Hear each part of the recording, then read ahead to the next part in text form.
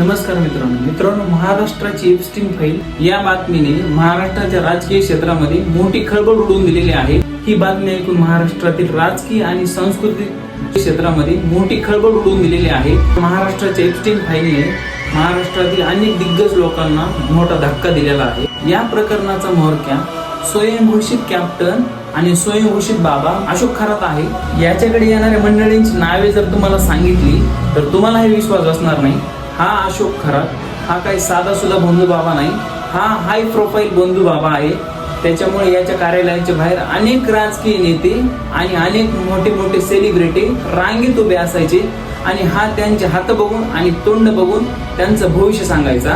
पण ह्याच बाबाला स्वतःचं भविष्य काय माहित नव्हतं। हे प्रकरण महाराष्ट्रात गाजण्याचं दुसरं कारण म्हणजे राज्य महिला आयोगाच्या अध्यक्षा रुपालीताई चाकणकर मॅडम यांचे फोटो अशोक खरात सोबत व्हायरल झालेले आहेत। ह्या त्याच मॅडम आहेत ज्यांनी ह्या भोंदू बाबाचे पाय अक्षरशः धुतलेले आहेत आणि ह्या भोंदू बाबावर पावसामध्ये छत्री सुद्धा धरलेली आहे। बरं, ह्या मॅडम इथे सुद्धा थांबलेल्या नाही, ह्या त्याच मॅडम आहेत। पाठीमागे एका पत्रकाराने त्या भोंदू बाबावरती एक बातमी दिली होती।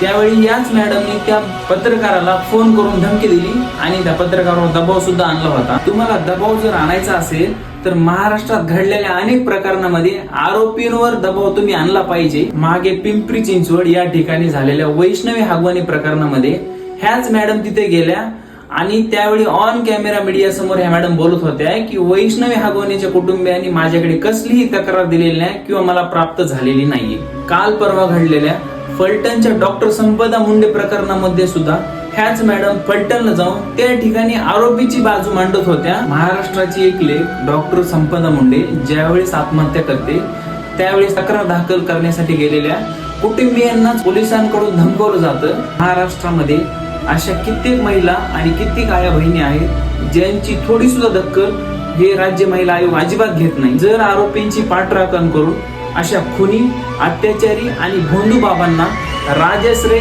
आणि संरक्षण देणारी महिला जर राज्य महिला आयोगाच्या अध्यक्ष पदावर बसलेली असेल तर महाराष्ट्रातल्या कुठल्या आया बहिणींना आणि कुठल्या महिलांना न्याय मिळेल हे तुम्हीच सांगा। अत्याचारी, अन्याय करणारे, खुनी आणि अशा भोंदू बाबांना संरक्षण करणारी महिला जर राज्य महिला आयोगाच्या अध्यक्ष पदावर जर बसलेली असेल तर महाराष्ट्रातील गोरगरीब आयाबायांना न्याय मिळणे कठीणच। धन्यवाद।